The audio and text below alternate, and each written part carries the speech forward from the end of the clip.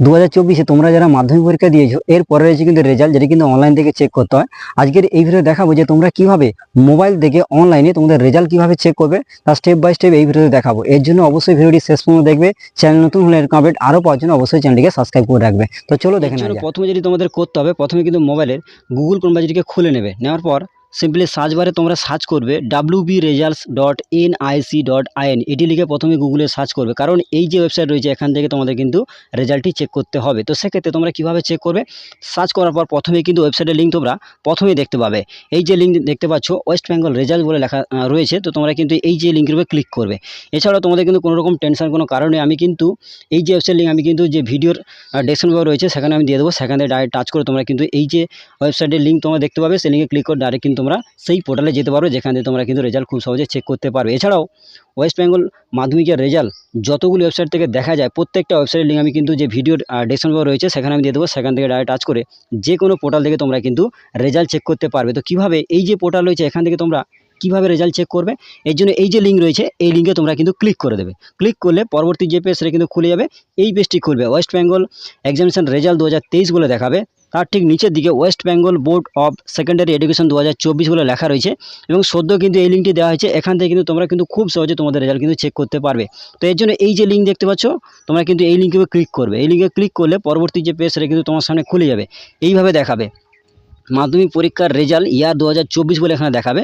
তো তোমাদের result check করার জন্য কীভাবে কী কী ডকুমেন্ট লাগবে, সেক্ষেত্রে তোমাদের অ্যাডমিটে যে রোল নাম্বার রয়েছে সেই রোল নাম্বার এখানে দেখে দেখে দেবে। সেক্ষেত্রে রোল এবং নম্বরের মধ্যিখানে কোনো রকম স্পেস দেবে না, যা রয়েছে রোল এবং নম্বর পাশাপাশি কিন্তু বসিয়ে দেবে। তো তারপরে এখানে কিন্তু ডেট অফ বার্থ দিতে হবে, অর্থাৎ দিন মাস সাল যেটি রয়েছে অ্যাডমিটে সেই অনুযায়ী সেই যে ডেট অফ বার্থ সেটা কিন্তু এখানে বসাতে হবে। সেক্ষেত্রে কীভাবে দেবে, দিন মাস দেওয়ার ক্ষেত্রে এই যে ক্যালেন্ডার চিহ্ন দেখতে পাচ্ছ, তোমরা কিন্তু এখানে ক্লিক করবে।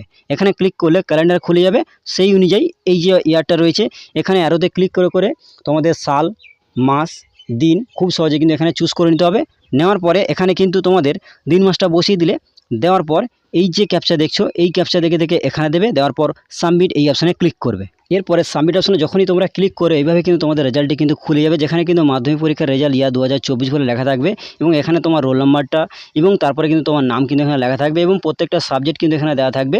প্রত্যেকটা সাবজেক্ট অনুযায়ী কত নাম্বার পেয়েছো সেই নাম্বার কিন্তু এখানে দেওয়া থাকবে, এবং ওই নাম্বার অনুযায়ী কত গ্রেড হচ্ছে সেই গ্রেড কিন্তু এখানে বসানো থাকবে, এবং প্রত্যেকটা সাবজেক্ট অনুযায়ী নাম্বার এবং গ্রেড কিন্তু পরপর কিন্তু এখানে বসানো থাকবে। তারপরে এই যে টোটাল নাম্বার অনুযায়ী কত নাম্বার হচ্ছে সেটা কিন্তু এখানে দেওয়া থাকবে, এবং এই নাম্বার অনুযায়ী কত গ্রেড হচ্ছে সেটা কিন্তু এখানে বসানো থাকবে। এবং তুমি যে পাস করেছো পাস বলে কিন্তু এখানে লেখা থাকবে, ফেল করলে ফেল এখানে লেখা থাকবে, এবং পাস করলে এখানে পাস বলে কিন্তু লেখা থাকবে। তো খুব সহজে কিন্তু তোমাদের রেজাল্ট কীভাবে লাইভ তোমরা চেক করবে, সদ্য কিন্তু লিঙ্কটি দেওয়া হয়েছে, যেখান থেকে কিন্তু তোমরা খুব সহজে তোমাদের রেজাল্ট কিন্তু চেক করতে পারবে। তো কীভাবে চেক করবে আমি কিন্তু তোমাদের লাইভ দেখে দিলাম, এইভাবে কিন্তু খুব সহজে তোমাদের রেজাল্ট কিন্তু চেক করতে পারবে। তো এবার আসি কত নাম্বার পেলে তোমরা পাস করবে। তো সেক্ষেত্রে তোমাদের বলি যে তোমরা শুধুমাত্র 25 নাম্বার পেলে কিন্তু তোমরা পাস করে যাবে। সেক্ষেত্রে 25 নাম্বার কেমন পেলে তোমরা পাস করবে, সেক্ষেত্রে দেখা গেল তোমরা লিখিত পেয়েছো 15 নাম্বার এবং প্রজেক্টে পেয়েছো 10 নাম্বার, তাহলে টোটাল কিন্তু 25 নাম্বার। সেক্ষেত্রে তোমরা কিন্তু পাস করে যাবে। তো অবশ্যই তোমরা বুঝতে পেরেছো যে 25 নাম্বার পেলে কিন্তু তোমরা পাস করে যাবে। অনেকে কিন্তু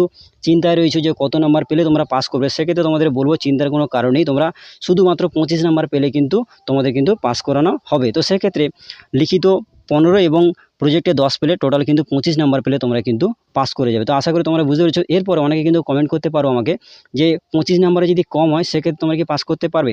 তো দেখো এটা কিন্তু কোনো রকম বলা নেই পর্ষদ থেকে, যদি একটা সেক্ষেত্রে একটা গ্রেস নাম্বার হয়, সেই গ্রেস নাম্বার অনুযায়ী তোমাদের যদি এখানে যদি বলা থাকে সম্পূর্ণ ভিত্তিক গ্রেস নাম্বার ভিত্তিক, তোমরা কিন্তু সেক্ষেত্রে পাস করতে পারো। যে 25-এর কম পেলে একটা গ্রেস নাম্বার ভিত্তিক কিন্তু তোমরা পাস করতে পারো, সেটা কিন্তু সম্পূর্ণভাবে যে পরিষ্কারভাবে কিন্তু বলা নেই পর্ষদ থেকে। তোমরা সেক্ষেত্রে তোমরা বলতে পারি যে একটা গ্রেস নাম্বার হয়, সেই নাম্বার ভিত্তিক কিন্তু তোমরা কিন্তু এখানে পাস করে যেতে পারো। তো এরপরে আসি যে তোমাদের কিন্তু অনেকে রেজাল্ট নিয়ে টেনশানে ছিল, কিভাবে তোমরা রেজাল্ট চেক করবে, কিভাবে দেখবে, তোমাদের কিন্তু দেখিয়ে দিলাম। তো তোমাদের কিন্তু রেজাল্ট খুব ভালো হোক, এর জন্য কিন্তু আমি শুভকামনা করি, এবং প্রত্যেকের রেজাল্ট কিন্তু ভালো হোক। অবশ্যই কিন্তু কার কত কী নাম্বার হলো এবং কেমন রেজাল্ট হয়েছে অবশ্যই কিন্তু কমেন্টের মধ্যে জানাতে ভুলবে না।